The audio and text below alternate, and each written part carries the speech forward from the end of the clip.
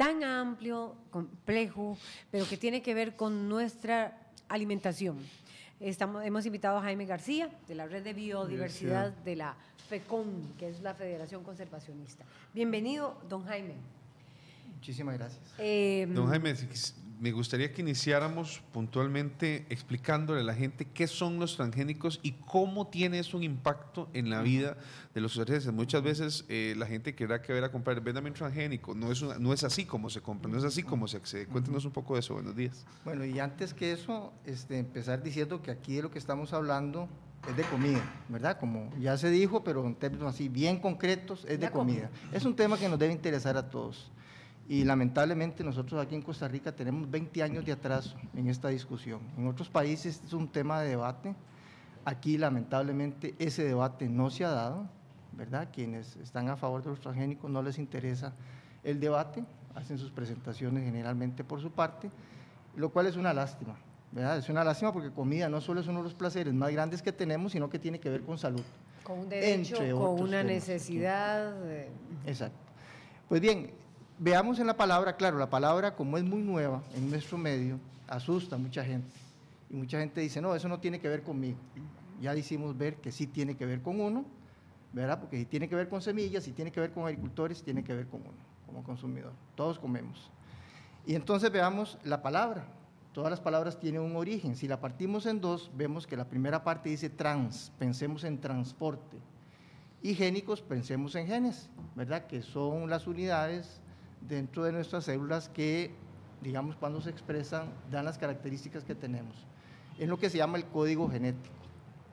Entonces, los transgénicos son organismos donde estamos, digamos, que por medio de técnicas de manipulación genética en un laboratorio, combinando genes de diferentes especies, cosa que en la naturaleza no se da. O sea, estamos agarrando genes, y por genes quiero decir características de un animal, por ejemplo, para ponérselas en una planta, o de una planta en un animal. O sea, estamos creando seres vivos nuevos, ¿verdad? Porque en la naturaleza ese tipo de combinaciones no se da, ¿verdad? O dentro de plantas, cruzando maíz con aguacate, por ejemplo, con características de aguacate. En cualquier dirección se puede hacer eso. Suena maravilloso, pero que la naturaleza acepte eso sin mayor reparo es otra cosa, ¿verdad? Entonces, de eso es lo que estamos hablando. Un transgénico es un organismo artificial, porque solo se puede crear en un laboratorio, y donde lo que se hace es estar combinando características de organismos muy, muy diferentes. ¿Cuáles son los riesgos de consumir transgénicos, por ejemplo? Bueno, existen estudios en animales que muestran efectos en la salud, en los riñones, en el hígado, en la sangre, en fin. Existen estudios que así lo demuestran. Y por supuesto, hay quienes dicen que esos estudios están mal hechos y demás, pero ya son estudios.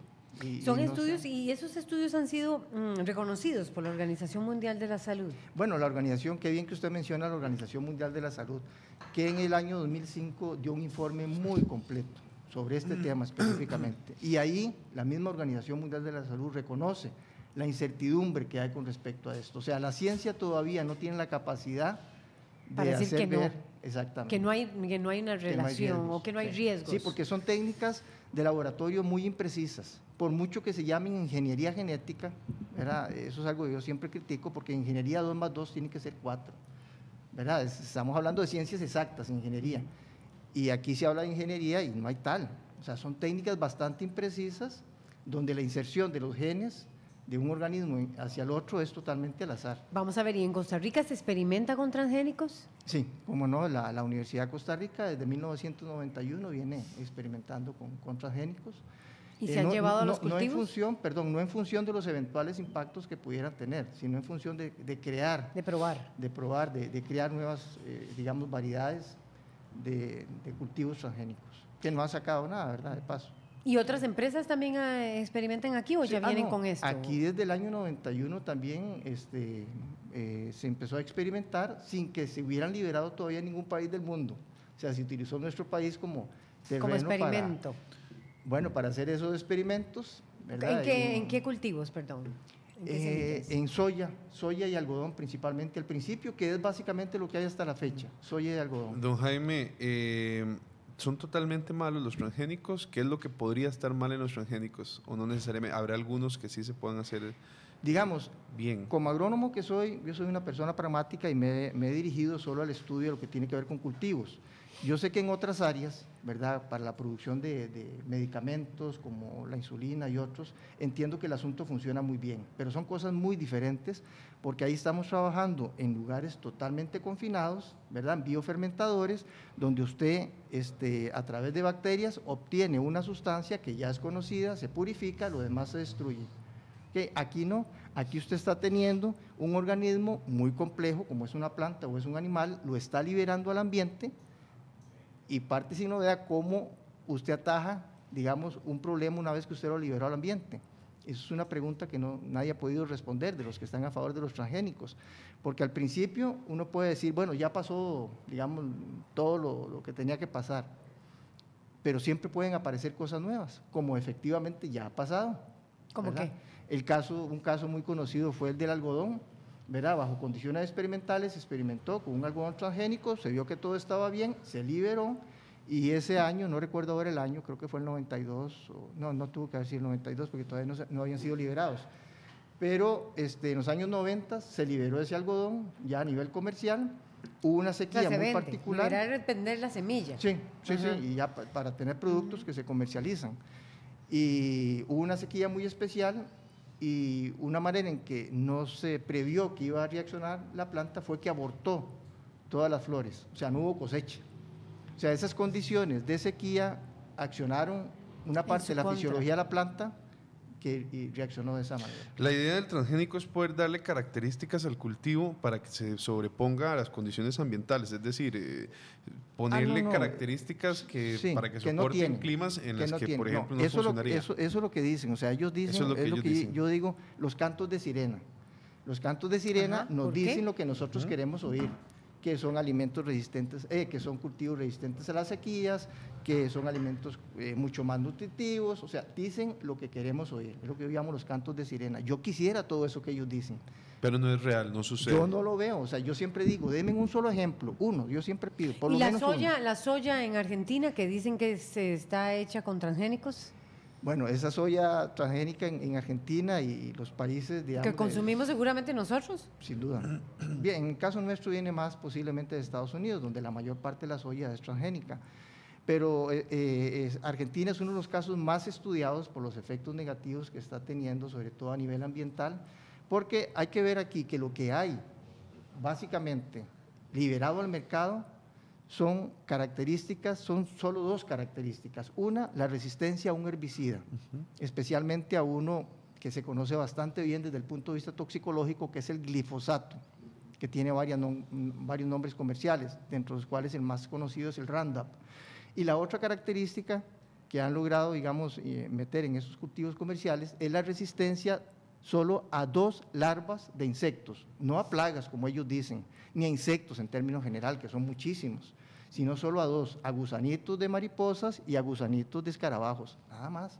Eso es básicamente lo que tiene, digamos, el 99% de lo que está liberado al ambiente, que después de 20 años solo 28 países los han aceptado, o sea, es una minoría. Si vemos que hay casi 200 países en el mundo, entonces uno se pregunta si son tan maravillosos, ¿por qué hay tanta resistencia? Y la resistencia viene creciendo con el tiempo. ¿Por qué viene creciendo? Porque se están viendo los impactos. ¿Podríamos estar consumiendo nosotros en este momento? Sin duda lo estamos consumiendo. Debería haber, escuché iniciativas de que al poder uno comprar le digan, estás consumiendo un producto que viene realizado con semilla transgénica. Pero que no lo dicen, yo no. Jamás, no lo dicen. Que tiene transgénico. Podría elegir que sí, básicamente. ¿Qué se puede pedir en esa dirección? No, por supuesto, es un derecho humano que se nos está negando. Nosotros tenemos el derecho a saber qué estamos comiendo y ese derecho se nos está negando lamentablemente. Ya hay 64 países que lo aplican, ese derecho, y no hay ningún problema. ¿En Estados Unidos se aplica? Ahí están tomando las decisiones a nivel de Estado. Están haciendo tipo plebiscitos y hay una campaña millonaria en contra de eso, pagada por el sector agroalimentario. De ese etiquetado, de que cuando consumamos diga, este producto tiene transgénicos. Exactamente. Entonces yo decida si lo compro o no. Exactamente. Y aquí uno dice, bueno, si a mí me gustan, pues por lo menos yo puedo escoger eso. Y a los que tenemos, digamos, cierta animadversión, porque no vemos que todavía el asunto sea seguro, que hay mucha incertidumbre, entonces los podemos rechazar. eso nos está dando. ¿Cómo nos asustan a los consumidores? Diciendo que eso va a entorpecer el comercio, que nos van a llevar a demandas a la Organización Mundial del Comercio, que eso va a elevar el precio de los productos. Claro, con eso asustan a cualquiera, pero eso no es cierto. Como les digo, ya se aplica en 64 países y eso no está sucediendo. Ahora bien, el punto también que usted señalaba, hay resistencias en Costa Rica. Los municipios se han resistido. ¿Cómo no? ¿Qué está pasando con los agricultores? Bueno, como les digo, lastimosamente eso es un tema que todavía no se conoce en la mayor parte. No arranca el debate. No arranca como debería porque ser. los medios de comunicación masivos no le han prestado la atención que realmente merece. Porque, repito, es de comida lo que estamos hablando, es de salud, o sea, no es cualquier tema. Esto debería ser un tema de primera línea, pero lamentablemente los espacios no se nos dan. Inclusive cuando yo he querido rebatir algún artículo en uno de los medios de comunicación principales que tenemos aquí escrito, no lo hacen. Bueno, pero ¿y cómo están los municipios? Bueno, el caso de los municipios es algo interesante. Esto es algo que a nivel mundial solo aquí ha sucedido y ya empieza a ser estudiado desde diferentes perspectivas porque es algo único lo que aquí sucedió en Costa Rica, que en tan poco tiempo tantos gobiernos locales hayan tomado un acuerdo de no Libre querer. de transgénicos. Bueno, hasta la fecha 75. De los 81 De los contados. 81. Solo hay cantones. 6 que Solo no. hay ¿Quiénes 6. son esos 6? Bueno, así de memoria No los tiene recuerdo claros. Cartago, el Cantón Central, Curriabat, Sarapiquí, Cañas, Jiménez, Y uno más. y me falta uno. Nos que quedaría uno me pendiente, queda bueno. pero- ¿Y ahora qué es lo que va a pasar? ¿Cuál es esa preocupación que tienen ustedes con los transgénicos? Bueno, se nos convocó, yo soy miembro de la Comisión Nacional Técnica en Bioseguridad que analiza los casos de solicitudes de permisos para siembra de transgénicos en el país, y entonces se nos convocó para el Día del Agricultor, para mañana viernes, 15 de mayo, y dentro de la agenda está que tenemos que ver una solicitud de una empresa, que se llama Dow. No da mayores detalles la agenda, ¿verdad? Simplemente dice solicitud de certificación de liberación al ambiente, así se llama, de la empresa Dow AgroScience. No sabemos ni de qué cultivo, ni qué características tiene, eso lo vamos a saber ahí en ese momento. Ahora, si debemos o estamos en capacidad como comisión de verlo bajo las condiciones actuales, donde la Sala Constitucional nos dio la razón de que el reglamento, uno de los artículos del reglamento que regula esto, es inconstitucional, es lo que muchos pensamos que no podemos ver solicitudes mientras ¿Qué fue lo que la sala dijo exactamente? ¿Qué Puntualmente, es, eso es muy para importante. entenderlo? Solo tenemos el por tanto, no tenemos, digamos, el La desarrollo entera. del voto, ¿verdad? Y fue votación dividida. Por lo demás, nosotros apelamos, y no solo nosotros, la Defensoría de los Habitantes también interpuso una acción de inconstitucionalidad 5 meses después de que lo hicimos nosotros en diciembre del 2012. Eso no se ha resuelto, que yo sepa, el de la Defensoría de los Habitantes. Ya se me olvidó la... ¿Qué dice la sala? Bueno, ¿qué dice la sala? La sala, nosotros argumentamos que hay 3 artículos, uno de ellos que dice que toda la información que da la empresa es privada. Por Y un la tema sala- de competencia, ¿será que cuando se hacen estas cosas no se dan todos los datos, ¿verdad? ¿A No qué se da argumentan las ninguno, o sea, empresas? el- Las empresas argumentan, esto es un tema Exactamente. de secreto comercial. Exactamente. Y como dice, están esos términos, entonces la Sala Constitucional nos dice, no, esto tiene que ver con salud, tiene que ver con ambiente, no Exacto. todo puede ser. Hay parte de la información que sí.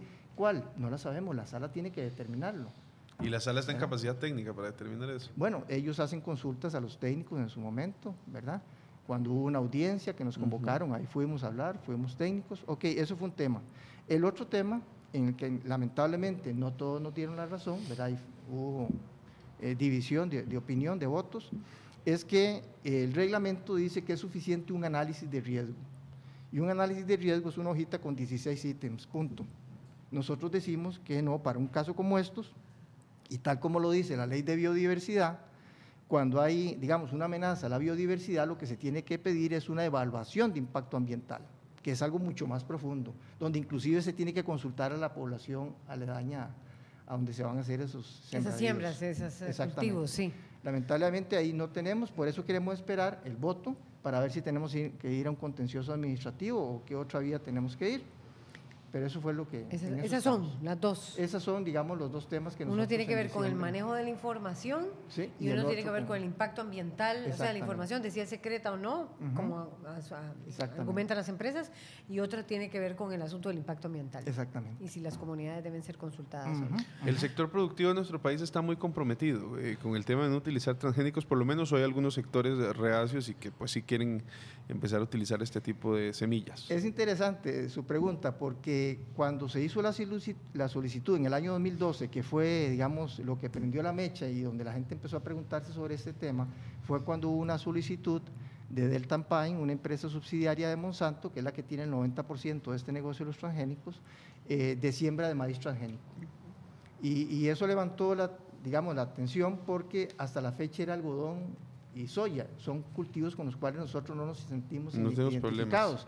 Pero cuando se habló de maíz, como que la gente reaccionó. Las tortillas. Exactamente, la gente dijo, esto tiene que ver conmigo, ¿verdad? Las tortillas. Eso tiene que ver conmigo. Y eso fue lo que levantó la atención en su momento, hubo una caminata desde Guanacaste, en fin, puso en su momento, lastimosamente, eso se bajó ya, pero digamos... Pero si hay sectores que estén a favor de la siembra entonces, con este tipo alrededor de de 40 organizaciones, entre ellas muchas de agricultores, que se llaman UPA Nacional, la Cámara de Apicultura, en fin, muchos sectores de agricultores se mostraron en contra, o sea, por escrito manifestaron estar en contra de que se diera ese permiso. Inclusive los 4 consejos universitarios de las universidades públicas también, en fin, muchas organizaciones por escrito se manifestaron con argumentos diciendo no se debe dar ese permiso por esto y esto y eso.